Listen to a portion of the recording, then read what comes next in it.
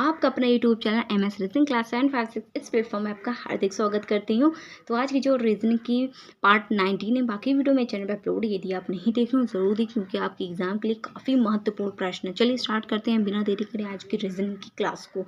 तो क्वेश्चन हमारा दे रखा है असंगत विकल्प का चयन करें। ठीक है, तो इन चार ऑप्शन में से आखिर असंगत कौन है, भिन्न कौन सा, हमें ये बताना है। पहला ऑप्शन दे रखा है घंटा, मिनट, फिर सेकंड, फिर ऑप्शन डी दे रखा है समय। तो इन चार ऑप्शन में से कौन सा विषम हमको ये बताना है। ठीक है, तो सबसे पहले आप जान लीजिए ABC यानी घंटा मिनट सेकंड जो घंटा मिनट सेकंड है, ये एक समय की इकाइयां हैं। क्या है? इकाइयां हैं। ऑप्शन डी को छोड़ के बाकी सब क्या है? समय की इकाइयां किस श्रेणी में आ रही है। लेकिन ऑप्शन डी जो है ये विषम है, भिन्न है, असंगत है। क्यों? क्योंकि ये खुद ही एक समय है। लेकिन ऑप्शन डी को छोड़ के बाकी सब क्या है? उसकी श्रेणी में आते हैं, इकाइयां। मतलब देखिए, जब कभी हम पूछते कितने घंटे हुए, कितने मिनट हुए, कितने सेकंड हुए, तो ये सभी इकाइयां के अंतर्गत आ रही है। लेकिन option D that is the correct answer because क्योंकि डिफरेंट यही है। ठीक है, सबसे अलग यही है, विषम है। तो ऑप्शन डी इसका करेक्ट हो जाएगा। आई होप आपको क्वेश्चन समझ में आ गया होगा। ठीक है, आगे पढ़ते हैं क्वेश्चन हम। तो इसमें आई होप आपको समझ में आएगा ये सभी इकाइयाँ और ये खुद समय है। तो ठीक है, सो क्वेश्चन नंबर सेकंड है विषम अक्षर समूह का चयन करें। चार ऑप्शन दे रखा है, तो कौन सा सही हमको ये बताना है। तो आखिर इन सब में से विषम अक्षर का समूह कौन सा। सबसे पहले हम इसको लिख के इसकी नंबरिंग कर लेते हैं ताकि हमें अच्छे से समझ में आ जाए। ठीक है, जब कभी इस टाइप क्वेश्चन है आपकी नंबरिंग करेंगे आपको आसानी से आपको अच्छे से समझ में आ जाएगा। देखिए ऑप्शन ए HJ है। ठीक है, HJ यानी H आता है 8 नंबर, J आता है 10 पे। ऑप्शन बी देख रहे हैं TV, T आता है 20 पे, V आता है 22 यानी 22 पे। ऑप्शन सी देख रहे हैं MO, M आता है 13 पे, O आता है 15 पे। डी देख रहे हैं YZ, Y आता है 25 पे, Z आता है 26 यानी 26 में। आप देखते ही आप लॉजिक पकड़ लिए होगा क्या लॉजिक है। ऑप्शन ए आप देख रहे हैं HJ, H में देखिए 8 आता है, ये 10 नंबर पे आता है J, इसमें 2 की बढ़ोतरी हो, मतलब 2 की गैपिंग, 2 की बढ़ोतरी हो रही है।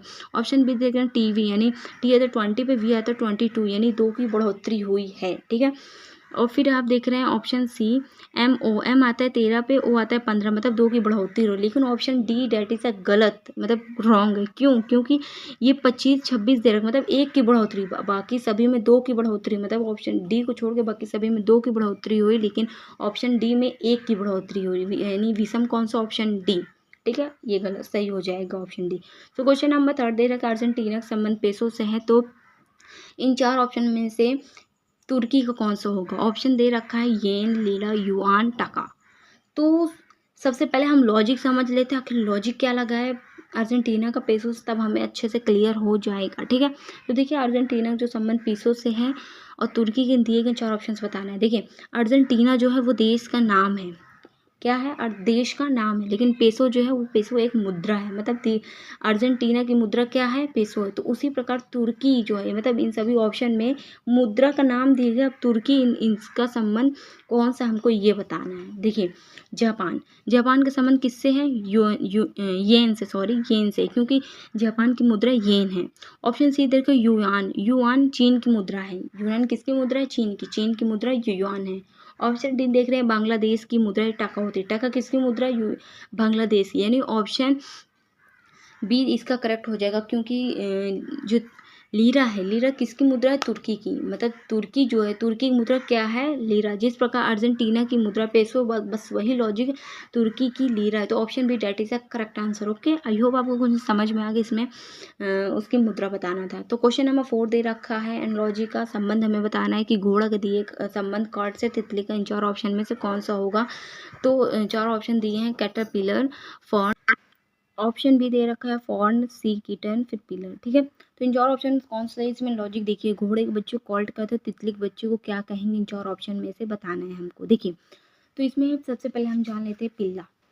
पिल्ले किसके बच्चों कहते हैं? कुत्ता, कुत्ते के बच्चों क्या कहते हैं? पिल्ला। ठीक है, ये क्लियर हो गया।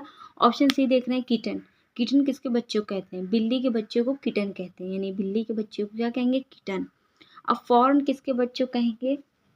देखिए जो फॉर्न है बारहसिंगा के बच्चे को हम फॉर्न कहते हैं, मतलब फॉर्न किसका बच्चा है? बारहसिंगा का, यानी option A that is a correct. क्योंकि कैटरपिलर जो होता है तितली के बच्चे को हम कैटरपिलर कहते हैं। Option A that is a correct. I hope आपका क्वेश्चन समझ में आ गया होगा। फिर क्वेश्चन नंबर 5 दे रखा है वेन डायग्राम का तारा, सूर्य, बुध। ठीक है, इसमें एक लॉजिक समझ लीजिए, काफ़ी अच्छा क्वेश्चन है। इसमें छोटा सा लॉजिक उस बार एक बच्चे को नहीं समझ में आया था, कमेंट किए थे हम, बाकी सभी को समझ में आया था। देखिए आपके लिए बहुत खास करके ये वीडियो है जिनको नहीं समझ में आया। देखिए जो फल है, फल के अंदर गति, सेब, अनार, केला, सेम यही लॉजिक हमें तारा और सूर्य के अंदर होगा। जो तारा है, तारा के अंतर्गत क्या है, सूर्य आता है, मतलब तारा के अंतर्गत सूर्य, जो सूर्य है वो तारा की प्रजाति में आता है, वो तारा है, इसलिए तारा के अंदर क्या क्या आ रहा है, सूर्य आ रहा है। अब जो बुध है, बुध एक ग्रह है, ठीक है, क्या है, इसलिए अलग है। ये तारा है, ये बुध है। अब तारों को साइड कर दीजिए, सूर्य बुध जान लीजिए। सूर्य जो है वो एक तारा है, बुध क्या है, ग्रह है।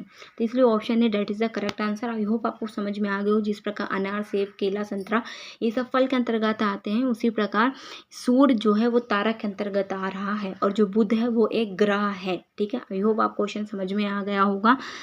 ऑल द बेस्ट, आपके प्रैक्टिस जो करिएगा, ठीक है। चलते मिलते हैं नेक्स्ट वीडियो में। Thank you for watching my videos. मिलते हैं नेक्स्ट वीडियो में, ओके।